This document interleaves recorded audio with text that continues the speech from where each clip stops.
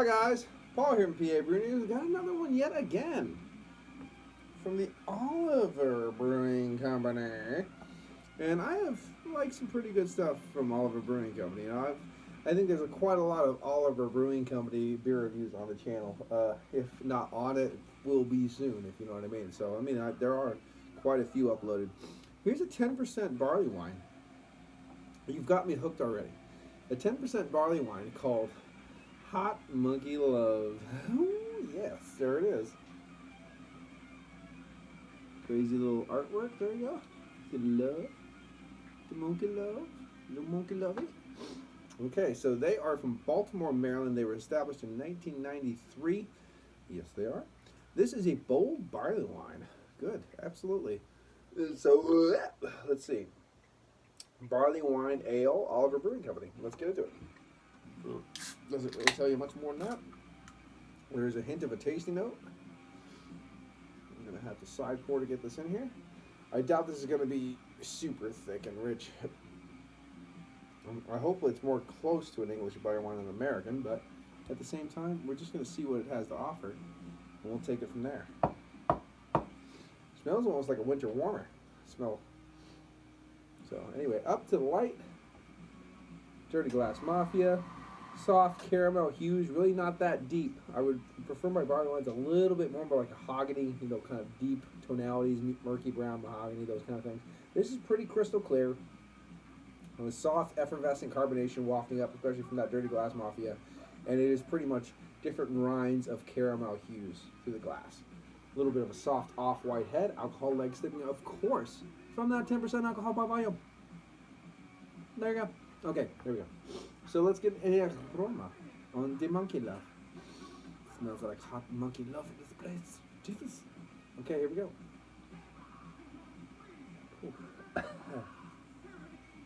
Definitely a malt beverage.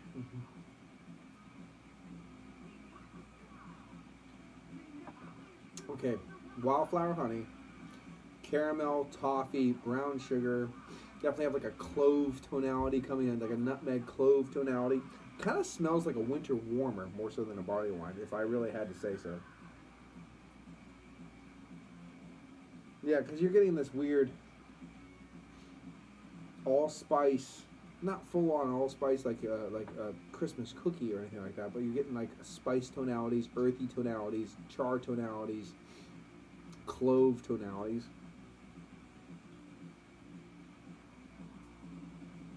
Definitely wildflower honey. Maybe even like a buckwheat honey. Definitely a lot of just that roasted caramel malt char coming through.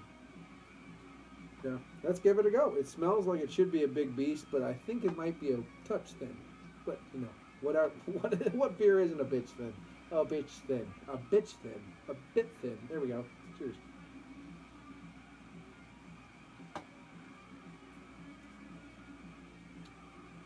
It's a bit thin. Yeah. Nice toasted bread, brown bread tonalities in the background. Nice.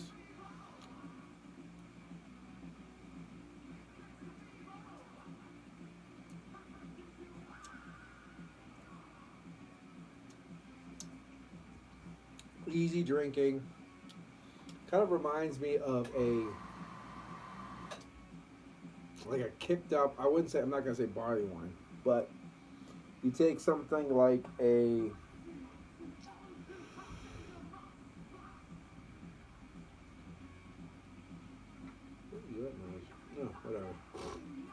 you take something like, for instance, off the top of my head, maybe like an old speckled hen, and you bump up that ABV. So if any of you have ever had the British drink old speckled hen, malty, brown bread tonalities, earthy, copper coin, those kind of deals. It tastes like a proper British, like especially Northern British kind of just dark beer. Dark beer, but like those craft, proper real ales and stuff like that. It tastes like that. It just kicked up to the nth level of just ABV. You can taste the ABVs, and the ethanol alcohols are wafting through. Lots of wildflower honey kind of coming up, those tonalities. Of course, that ABV bringing that kind of soft, dark fruit raisin, wildflower honey tonalities with it. Brown bread, caramel, toffee, those kind of burnt sugar qualities. A little bit of cloviness is coming through in there too. It's a dangerous brew. I would say it drinks pretty well for the ABV. For instance, I've had 7% winter warmers that taste like this. This is a 10% Barleywine style ale. That's a dangerous beer. Should this ever be put in a barrel? Absolutely not. It's too thin. Absolutely not. It's too thin. Should this be kicked up? Absolutely. You know what I mean? Should there be more sweetness? Should there be more chaos? Absolutely. But for as it is right now, as an easy drinking, huge. I mean, it's still technically on the new side of spring, the old side of winter. It's still cold. It's still murky. It's still damp.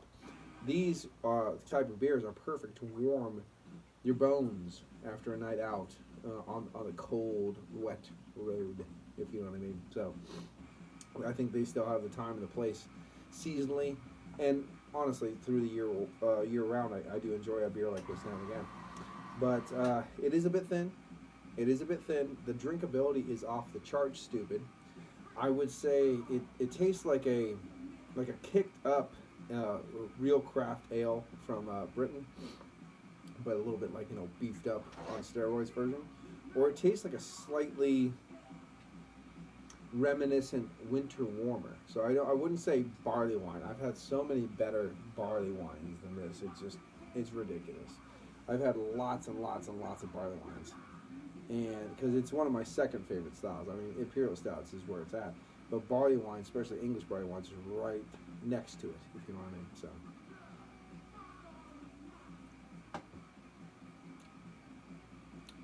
if I brewed this beer, I'd be happy as a lark. You know what I mean? Like, there's faults, there's this, there's that, but honestly, it's an easy drinking beer. Crack it open, pour one out, sip it while you're watching a horror movie, and just enjoy life, So, I would say it's close to as advertised. I would say this is an as advertised beer. It's just not going to be that upper echelon kind of scale beer. Hot Monkey Love, let's see what it says. Oliver Brewing Company, Hot Monkey Love. This bold barley wine is brewed with a lingering honey sweetness and a gentle warmth. Embrace the monkey. There you go. Oliver Brewing Company has been proudly brewing craft beers in Baltimore since 1993. There we go. Can brewed, blah, blah, blah, blah, blah, blah, blah, blah, blah. So there you go. The honey is spot on. Lots of honey in this one. Almost reminds me a little bit of the St. Nicholas from, I think, what was it, Otto's Pub and Brewery. A little bit like that as well. I don't know. I think that might have honey in it as well. Or what had honey in it? Can't remember. No, I think it was from Elk Creek. Elk Creek had a beer with honey in it. The Maybach or something like that. I can't remember.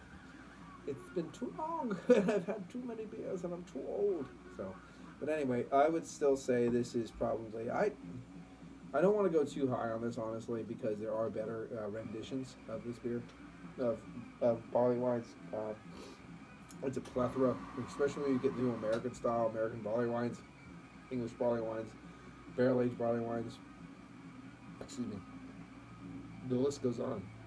So I kind of want to step back and look at the plethora of barley wines. And I still would say, sorry, I don't know what the hell happened. I still would say this is as advertised. This is an as advertised beer, as DJ from Maryland likes to say. Shout out to DJ's Brewtube. A little bit too much carbonation, a little bit too thin, a little bit too reminiscent of other styles besides the barley wine, if you know what I mean. Like a barley wine, I get it. And I have the barley wine set in the brain. It's hitting winter warmer. It's hitting, imperial, English craft beer kind of thing, or in the English real ale kind of. It's not hitting barley wine territory, but as advertised, I'm going to give it 7.5. I think it's a very fine brew if you just want a nice big old beer just as a nightcap, easy drinking, watching a movie, or just, trying to crush one before bed after work and you don't care what it tastes like, but you want something close to the style. This works. This really works. 7.5 out of 10 for the Hot Monkey Love from Oliver Brewing Company from Baltimore, Maryland. It's been Paul from PABrewNews, and that's exactly what I'm going to do with this beer. I'm going to sip it watching a movie before bed. Cheers.